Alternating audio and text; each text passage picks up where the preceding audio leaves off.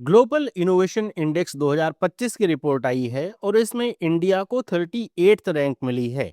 अब ये जो रैंक है अगर देखा जाए पिछले सालों से तो इसमें काफ़ी इम्प्रूवमेंट देखने को मिलता है, लेकिन इस रिपोर्ट में इंडिया को लेकर के एक बहुत बड़ी परेशानी भी बताई गई है। अगर वो चीज़ नहीं सुधरती है तो इंडिया की रैंक इस तरह की रिपोर्ट में बहुत आगे नहीं बढ़ सकती है।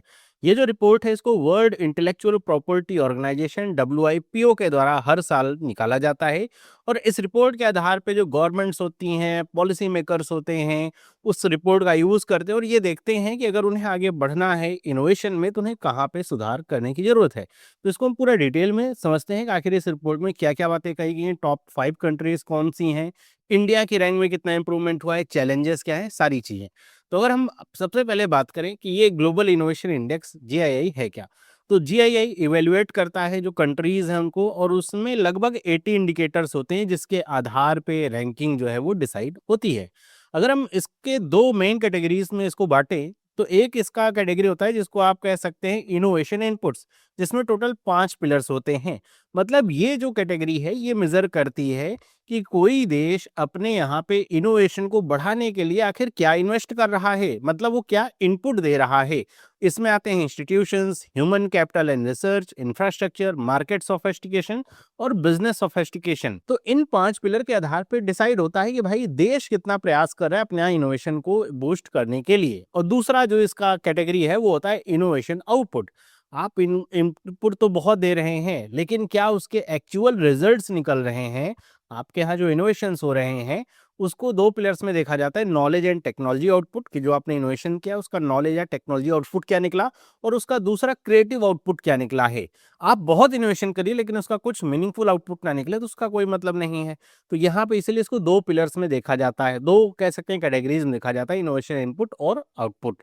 आगे अगर हम बात करें यहाँ पे इंडिया की परफॉर्मेंस को लेकर के, तो यहाँ पे इंडिया को 38th रैंक मिली है आउट ऑफ 139 इकोनॉमीज़। और अगर देखेंगे आप इसे 2024 से तो इंडिया की रैंक 39 थी और 2020 से अगर कंपेयर करेंगे 48 थी। और अगर मैं थोड़ा 1 साल और पीछे चलूँ 2019 में चलूँ तो इंडिया की रैंक 66 थी। तो वहाँ से आप देखेंगे तो काफ़ी बड़ा जंप आपको देखने को मिलेगा कि इंडिया ने लगाया है। लेकिन यहाँ पे जो इंडिया की कह सकते हैं पॉजिटिव बातें हैं इस रिपोर्ट में वो ये निकल के आती हैं कि अगर आप देखेंगे कि जो लोअर मिडिल इनकम कंट्रीज़ हैं या इकोनॉमीज़ हैं, उसमें इंडिया जो है पहले नंबर पे आता है। 37 ऐसी कंट्रीज़ हैं जिसमें इंडिया जो है अपने तरह की जो कह सकते हैं इकोनॉमी के आधार पे अगर देखा जाए, तो उसमें इंडिया पहले नंबर पे आता है। वहीं पे जो सेंट्रल या साउथ एशियन जो कंट्रीज़ हैं, उसमें भी इंडिया जो है वो पहले नंबर पे आता है। और इसके साथ-साथ इस रिपोर्ट में ये भी बताया गया है कि पिछले 15 कॉन्सेक्यूटिव ईयर्स से इंडिया जो है इस तरह का जो इंडेक्स है इनोवेशन का उसमें ओवर परफॉर्मर रहा है, मतलब उसकी जो रैंक है वो बढ़ती ही जा रही है, मतलब वो जो यहाँ पे परफॉर्मेंस है इंडिया की काफ़ी बेहतरीन है। वहीं पे बात करें इंडिया जो है जो 4 क्लस्टर हैं वर्ल्ड के top 100 science and technology innovation cluster में, उसमें भारत के भी 4 क्लस्टर वो आते हैं। मतलब ऐसे अलग-अलग जगह जैसे बेंगलुरु हो गया, हैदराबाद ऐसे करके कि भाई 4 क्लस्टर जो टॉप 100 जो साइंस एंड टेक्नोलॉजी के हैं उसमें से 4 इंडिया में भी आते हैं। ये भी बात इस रिपोर्ट में बताई गई है। मतलब आप देखेंगे तो इंडिया का ये इवैल्यूएशन मोटा-मोटा है। अगर हम आगे बढ़ें ग्लोबल लीडर्स के बारे में बात करें, तो पहले नंबर पे आता है स्विट्ज़रलैंड और ये 15 लगातार बार स्विट्ज़रलैंड इस इंडेक्स में पहले नंबर पे बना हुआ है, क्योंकि स्विट्ज़रलैंड रिसर्च और डेवलपमेंट और कह सकते हैं इंडस्ट्री यूनिवर्सिटी कोलैबोरेशन में हमेशा बहुत अग्रणी देश रहा है। और अगर हम बात करें इनोवेशन में तो इसलिए हमेशा पहला नंबर पाता है। दूसरे नंबर पे है स्वीडन, डीप साइंस बेस और सस्टेनेबल डिज़ाइंस के लिए जो है इसका प्रमुख जो है स्ट्रेंथ है, जिसकी वजह से इसको सेकंड रैंक मिला। सेकंड रैंक सिर्फ एक पैरामीटर पे नहीं मिलता है, ओवरऑल सेकंड रैंक इसको मिला है और ये इनकी खासियत है।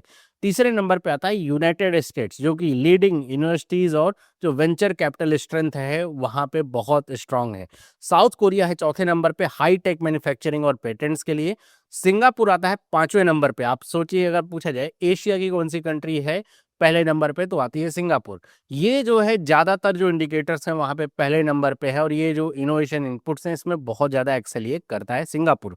और इस रिपोर्ट में एक खास बात और बताई गई है कि ऐसा पहली बार हुआ है जब चाइना ने इस तरह ये जो इंडेक्स है इसके टॉप 10 में जगह बनाई और 10वें पोजीशन को हासिल किया है चाइना ने।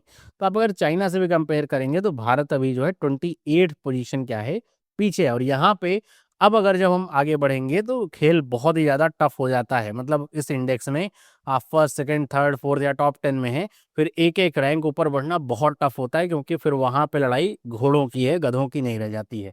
सबसे पहले अगर हम स्ट्रेंथ की बात करें तो इसमें आईसीटी सर्विसेज एक्सपोर्ट्स में इंडिया पहले नंबर पे है ग्लोबली। मतलब पूरी दुनिया में इंडिया से ज़्यादा कोई भी आईसीटी सर्विसेज एक्सपोर्ट नहीं करता है। आईसीटी का मतलब ये इंफॉर्मेशन कम्युनिकेशन टेक्नोलॉजी, इस तरह के जो भी सॉफ्टवेयर और ये सब होते हैं, इंडिया उसमें पहले नंबर पे है उसके सर्विस को एक्सपोर्ट करने में। फिर अगर डोमेस्टिक मार्केट स्केल की बात करें तो इंडिया को तीसरा रैंक मिलता है, जो कि ये बताता है कि कितनी ज़्यादा अपॉर्चुनिटीज़ हैं स्टार्टअप्स के लिए या बिजनेसेस के लिए, लोकली ही जो है स्केल अप करने के लिए इतना बड़ा भारत के पास मार्केट है।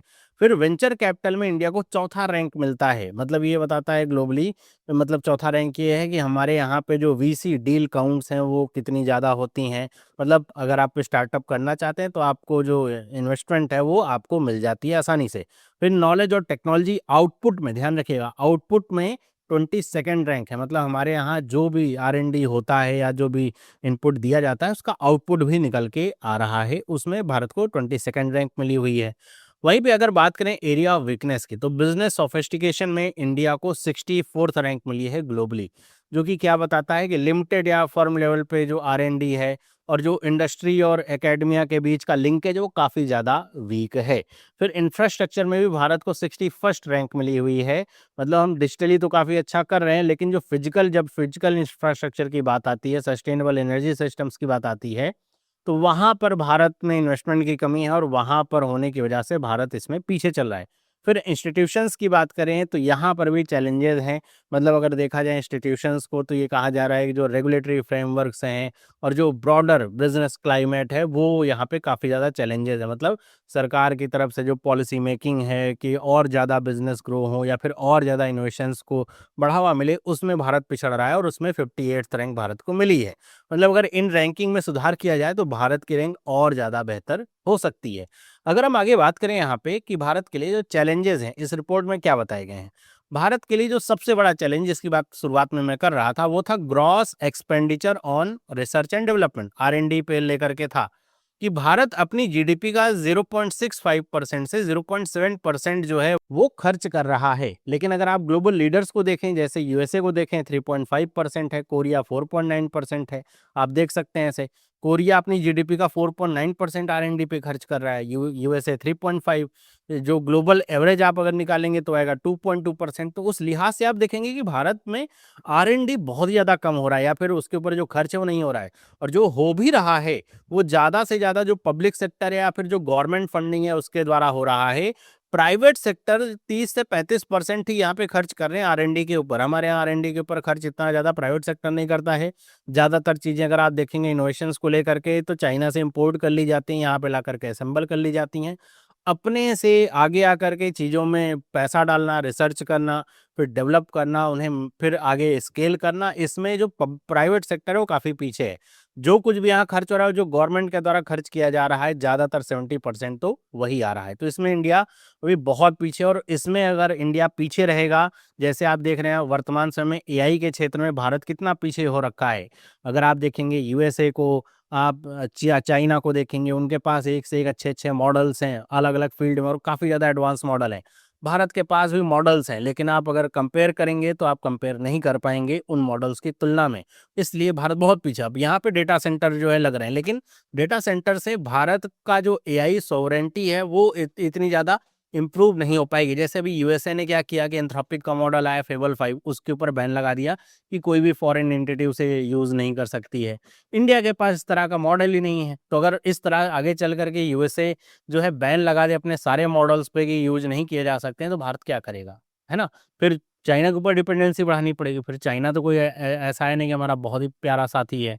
तो इसलिए भारत को अपने R&D पे काफ़ी खर्च करने की ज़रूरत है, अगर उसको आगे ग्लोबल लीडर बनना है, टॉप 10 में स्थान पाना है।